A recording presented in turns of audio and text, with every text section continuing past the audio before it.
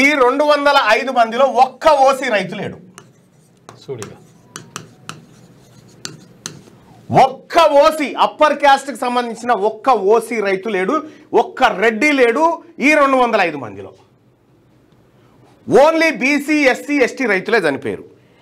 ఈ మహబూబాద్ జిల్లా ఎస్టీ జనాభా ఎక్కువ ఉంటుంది కాబట్టి ఇక్కడ గిరిజనుల జనాభా ఎక్కువ ఉంటుంది. ఎస్సీ రైతులు 16 మంది చచ్చిపోయారు.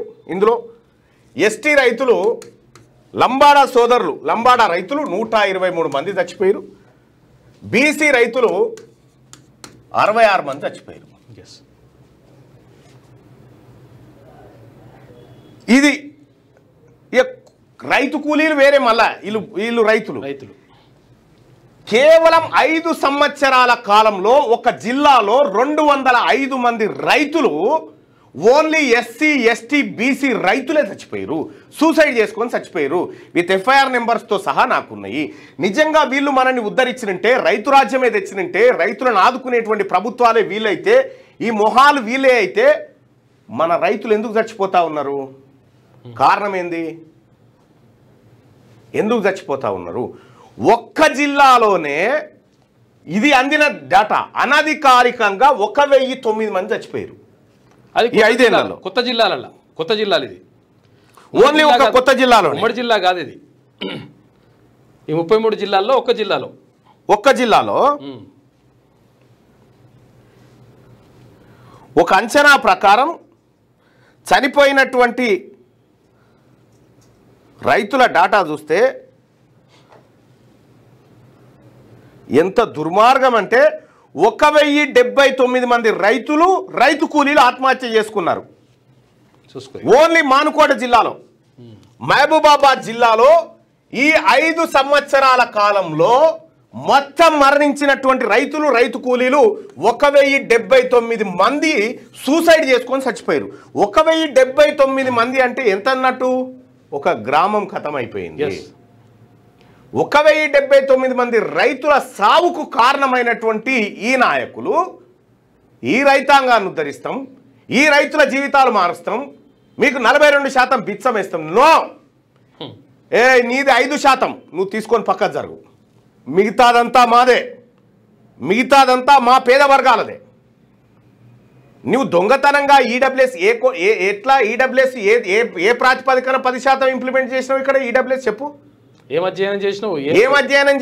ఏం రిపోర్ట్? బీసీలకు రిజర్వేషన్ ఇవ్వాలంటే డెడికేట్ కమిషన్ ఇవ్వాలి, ఎంపారికల్ డేటా ఉండాలి, కులగణన చేయాలి, రాజకీయ ఆర్థిక అన్ని డేటా ముంగడబెట్టి అయినా కూడా స్వతంత్ర కమిటీని వేసి ఆ కమిటీ ఇచ్చే రిపోర్ట్ ఆధారంగా నువ్వు చేస్తావా?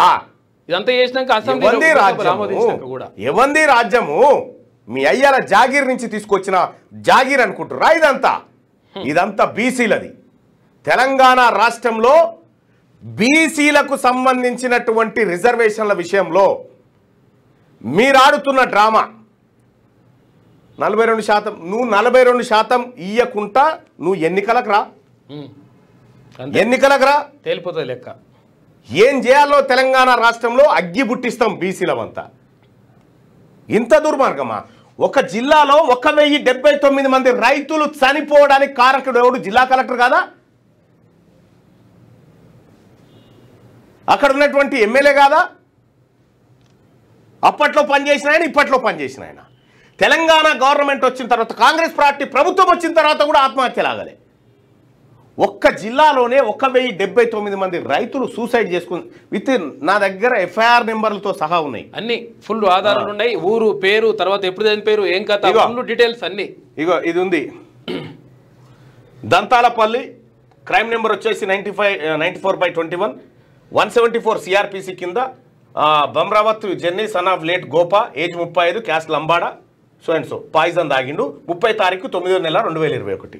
ఇగో ఇంత క్లియర్ డాటా ఉంది. ఎప్పుడు చచ్చిపోయిండు, ఎక్కడ చచ్చిపోయిండు, మా రైతుల డాటా.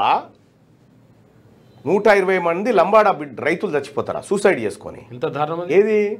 ఏది మన రైతు ఎక్కడన్నా ఉందా? ఈ డాటా మీద ఏదైనా చర్చ పెట్టిందా రాష్ట్ర ప్రభుత్వం? ఎందుకు చచ్చిపోతా ఉన్నారు బీసీ ఎస్సీ ఎస్టీ రైతులని? మీరు మమ్మల్ని ఆదుకోవడానికి కాదు, మా వాళ్ళు చచ్చిపోతే ఆ భూములు గుంజుకొని బతకడానికి మీరు చేస్తున్న కథ ఇది. అందుకోసమే బీసీ ప్రజలారా, ఎస్సీ ఎస్టీ సోదరులు ఎట్లాగో రెడీగా ఉన్నారు. బీసీలమంతా ఒక్కటైన ఈసారి మన సోదరులను కలుపుకోవాల్సిందే. కలుపుకొని పోయి ఎన్నికల్లో దెబ్బ కొట్టాల్సిందే వీళ్ళని. మీ ఊర్లలో ఎక్కడన్నా అగ్రవర్ణమోడు నిలబడితే, ఎన్నికల్లో నిలబడితే డిపాజిట్ రాకుండా కొట్టురి.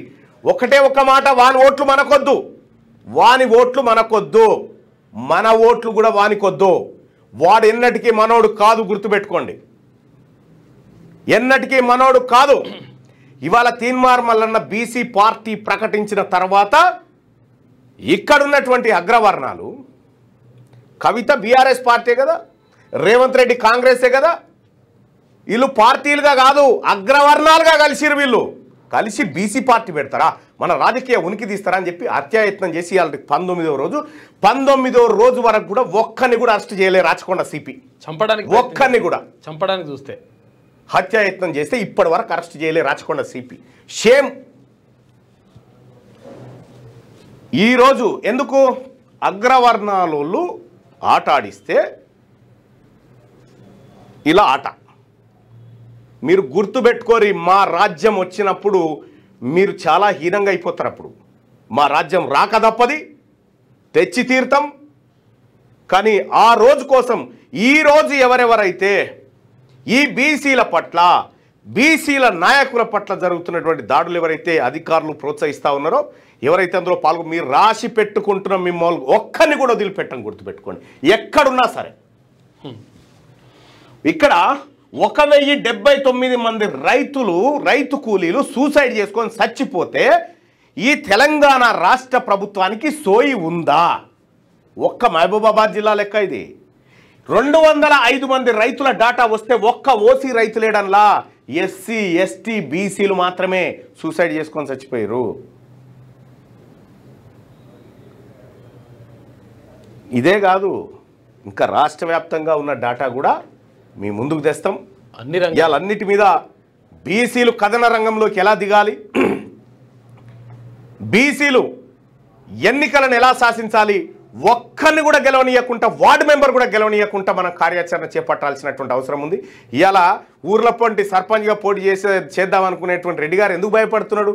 అమ్మో బీసీలంతా ఒకటే ఇర్రా, ఇప్పటిదాకున్న కనీసం ఇజ్జతాన్ని ఉంటుందిరా ఓడిపోకపోతే అనేటువంటి, ఇప్పుడు పోటీ చేయడానికే భయపడుతురు, వెనకపోతారు. ఎందుకు? బీసీలో వచ్చిన చైతన్యం అది.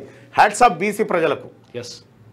ఇక్కడ బయట ఉండేటువంటి నాయకులకు కూడా చెప్తా ఉన్నా, ఇక కొంతమంది నాయకులు ఈ రెడ్డి గారి దగ్గర పోయి అన్న గులాంగిరి చేసుడు, దొరసాన్ దగ్గర పోయి గులాంగిరి చేసుడు, దొర దగ్గర పోయి గులాంగిరి, ఈ గులాంగిరి గాలం గురించి మీరు ఆలోచించకండి.